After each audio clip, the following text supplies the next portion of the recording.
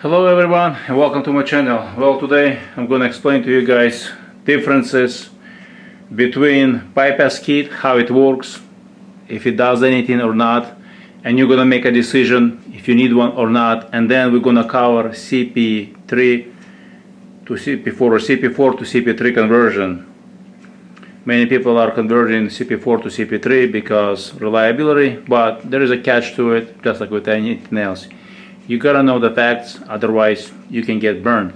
But before I go into the details, I want to thank you for everyone who supports me, buy me a coffee. So if you are new, or if you learn, or if you appreciate somebody else's work, there will be a link. You can support my channel, buy me a coffee. This video is not sponsored. My video is not sponsored. The first thing, I'm going to start with the bypass kit, how it works. There is so many companies. There is a cheaper ones, there is a more expensive ones. Do you really need one? Do they really work?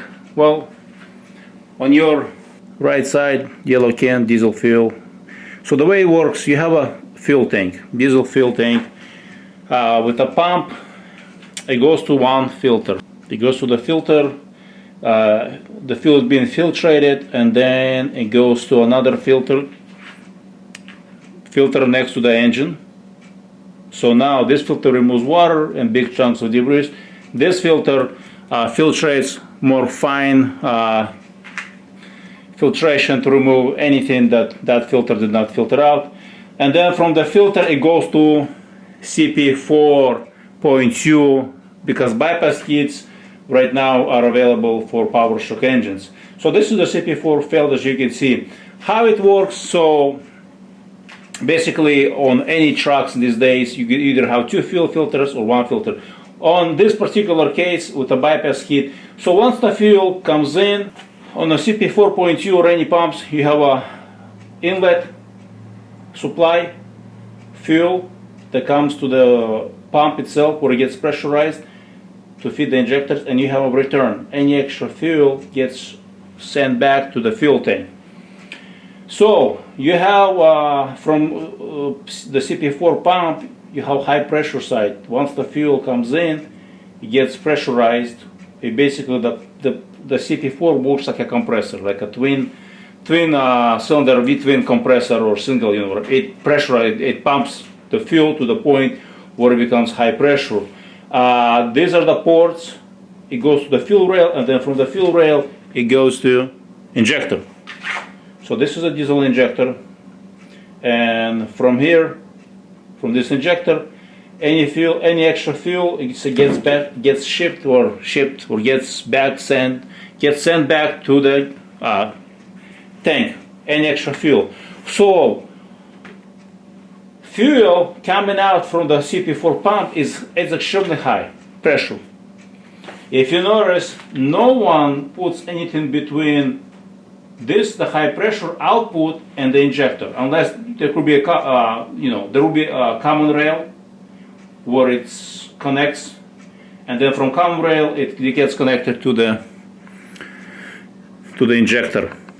So no one puts anything between, like I said, no filters, nothing to restrict the flow, because if you restrict the flow and that's it, your injector is not going to work. It's not going to be firing, you're going to be loss of power and so on. That's why when the injector gets clogged up, you have a loss of power, or if it's leaking, you have all kind of engine issues. It's not working the way it's supposed to work. But if you do put something between the injector and the output, let's say a filter, that filter will get exploded, will fail instantly. As first as you start the engine, that's it. You don't know if you're even able to start the engine, it will fail automatically. That's when no one puts anything in between. So what happens? What do the bypass kit does, or what do those companies offer you? Offer those owners that have PowerStrokes with 6.7 engines. What do they do is, what they're saying, the return line, on the return line, they put it here, where you have this sensor. They add like a kit, like a plate, and some of the fuel from here gets bypass. So what they saying, it gets returned back to the tank through the filter. So what it does, those companies that sell the bypass kits, they say it will prevent pump from failing and the injectors from failing. But here is the thing. If you have metal shavings inside this, it gets sent back to the pump through the return line. You can put a filter, they say you put a filter, this bypass kit, to prevent contaminated fuel in a tank. Well, here's the thing. Here's the thing, keep in mind. You already have filters, so any fuel supplying the pump, it's already been filtered out 2 times. If there is any metal shavings, this additional filter that company puts here on the return back to the tank, it doesn't do anything. Why doesn't do anything? It does not prevent injectors from failing. It does not prevent pump from failing. Because if you have the metal shavings inside here, they are already returned there. And being sent back to with the fuel, return fuel back to the tank. So the shavings being generated by the pump some are being sent back to the tank, fuel tank, and some are being pressurized with the fuel and sent to the injector and clog up injector. So how is this filter that they add, a bypass kit, is going to prevent from generating, preventing pump from generating the metal shavings? It's not going to do anything. It's not going to prevent, because the fuel still comes the same path it used to come. As always, it comes. It goes through 2 filters. It comes in here. So the fuel, the clean fuel, comes in. There is nothing you can do to prevent high pressure fuel, if it's contaminated with the metal shavings, being sent to the injectors. There is absolutely nothing. What you have to look from perspective, how do you prevent metal shavings from forming?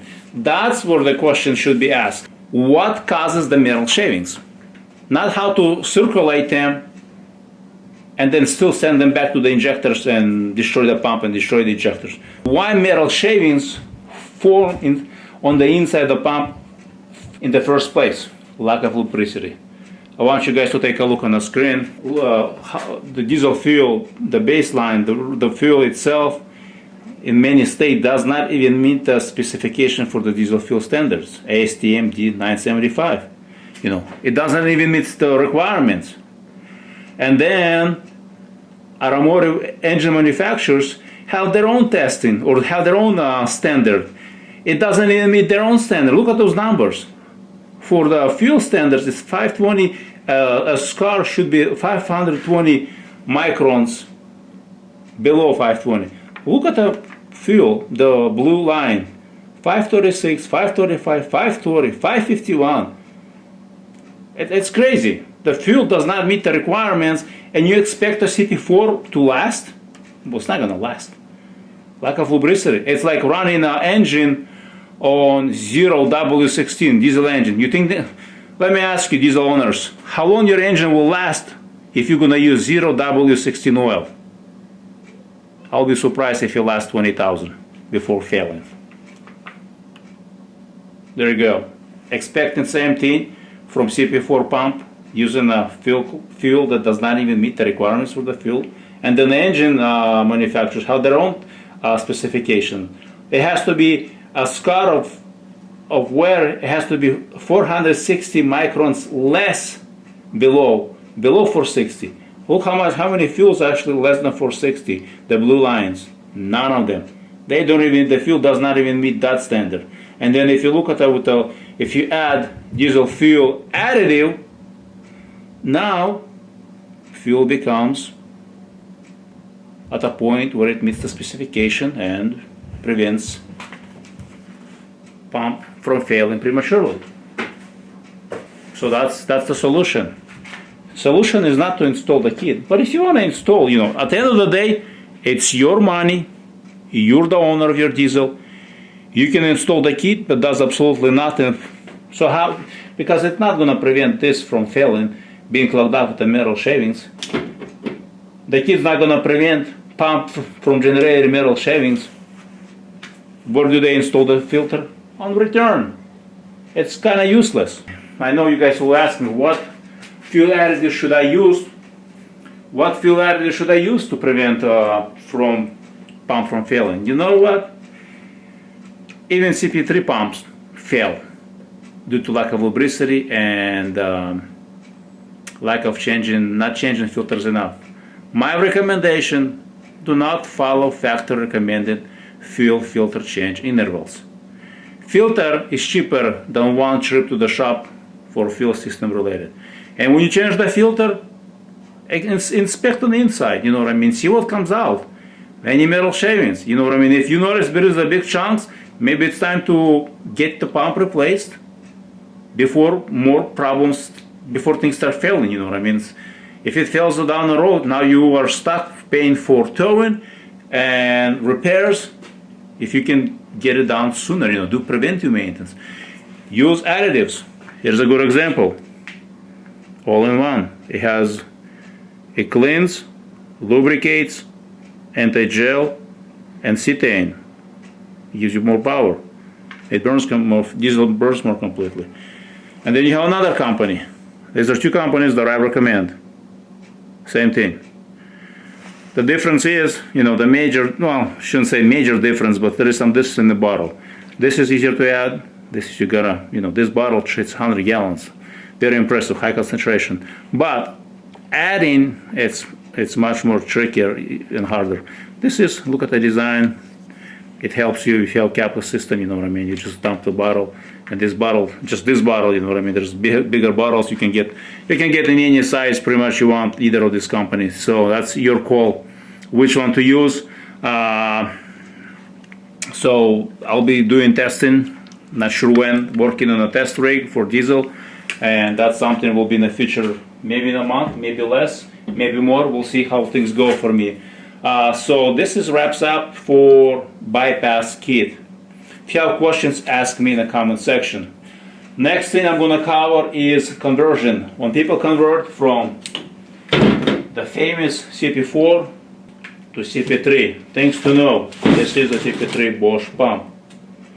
Much more heavier, well, different design, different construction. So two pumps.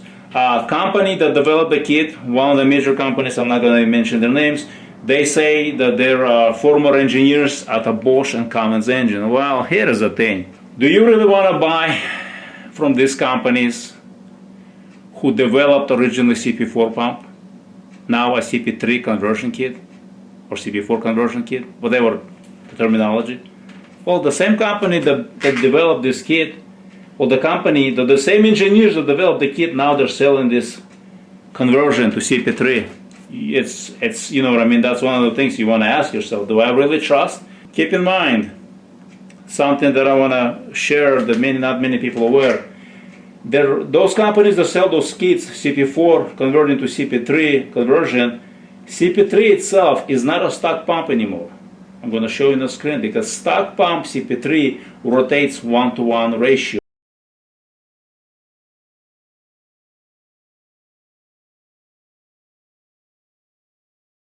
CP4 rotates 1.5. So now they have to modify heavily the pump, CP3 pump, for it to rotate faster and produce the same amount of pressure and volume that CP4 did. So it's a modified CP3 pump that will work in place of CP4. One thing, not every company that sells this kit has warranty. Keep that in mind. Some companies do, others don't. Warranty, one of the companies that I checked, they say it's 2 years warranty on their product. Okay, unlimited mileage. Well, what happens if you're a hotshot driver and you're hauling loads and a year later pump fails and you're stuck in the middle of nowhere? You gotta tow your truck. Or maybe you're not a hotshot trucker. Maybe you just, you know, it's your daily commuter and it fails. What do? How do you get this replaced? Now you're stuck, you get towed to the shop, and now you have to wait for that pump to be shipped. What's the, you know what I mean, how much time it's going to take? Is it really worth it? Because if CP4 fails, you take it to the dealer, you'll get it replaced fast, because they have those things, you know what I mean? It's a common thing, and they have those parts, it's easy to find. To find the modified CP3, good luck. You gotta go to the place that sold you. Now this place can say, we don't have it in stock, we build them per order. So now what? 2 weeks, 3 weeks, 4 weeks, a month, you gotta wait for your CP3 to be modified so they can ship it to you? Well, something you wanna ask yourself. Do you wanna deal with that? Do CP3 pump fails? Absolutely, they fail, they wear out due to lack of lubrication, and they fail due to moisture debris that filters are not filtering out because they're being used longer than they should be. So that's pretty much it with the CP3 or CP4 to CP3 conversion. Keep that in mind. Not every company offers the warranty. Keep in mind, it's not a stock CP3, it's a modified CP3. And if it fails, are you going to be easily able to find the parts for it? So this is it, wraps up my video. And I want to thank you so much for watching this video. Don't forget to share this video with others. Hopefully I provide you guys the valuable information that you were looking for. And if I missed something, just ask me in the comment section. Thank you and have an awesome day.